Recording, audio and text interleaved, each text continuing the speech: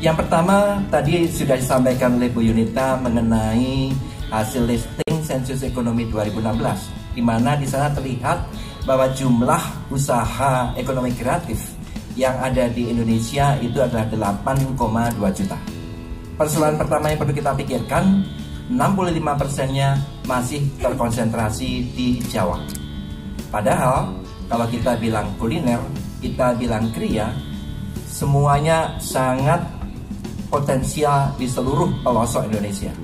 Karena itu bagaimana ke depan kita harus menggerakkan ekonomi kreatif ini ke berbagai daerah, terutama Indonesia Timur.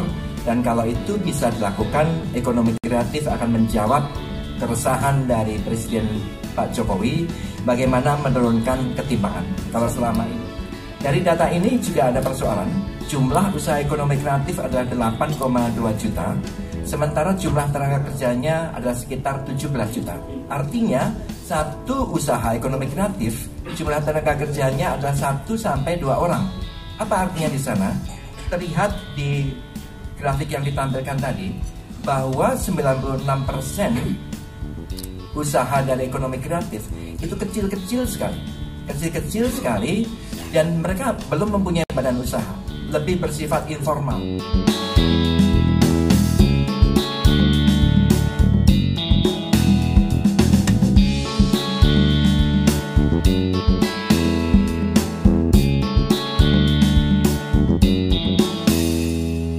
Besar kontribusinya. Pertanyaan yang harus kita jawab adalah, apakah kita siap dengan kualitas tenaga kerja untuk menuju ke sana? Itu yang muncul dari kritikan Bapak Presiden, bahwa universitas kita masih terpaku kepada pola pekerjaan lama, belum menjawab tantangan ke depan. Mari kita pikirkan bersama bagaimana kita mengisi SDM berkualitas untuk subsektor ekonomi kreatif yang nanti ke depan akan makin besar. Kalau itu tidak kita lakukan, akan diisi oleh SDM dari luar dan kita akan kehilangan lahan lagi.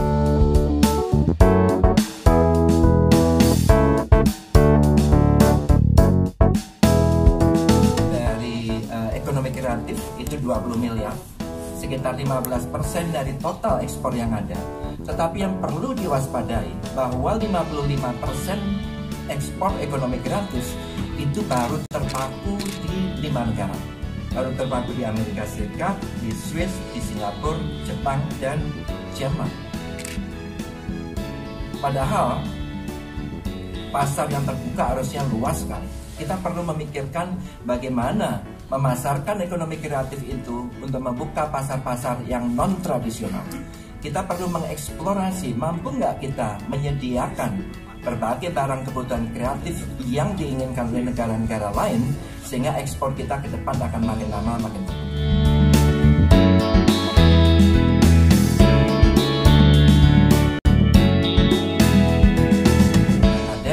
Tetapi kita juga harus mengeksplorasi berbagai permasalahan, dan yang penting bagaimana kita mencari solusi supaya pelaku-pelaku usaha ekonomi kreatif ke depan bisa berkembang. Itu yang kita inginkan dari hasil kerjasama ini, dan yang kita inginkan bukan hanya sekedar buku mati yang dilihat covernya bagus, sudah. Bukan itu yang kita inginkan.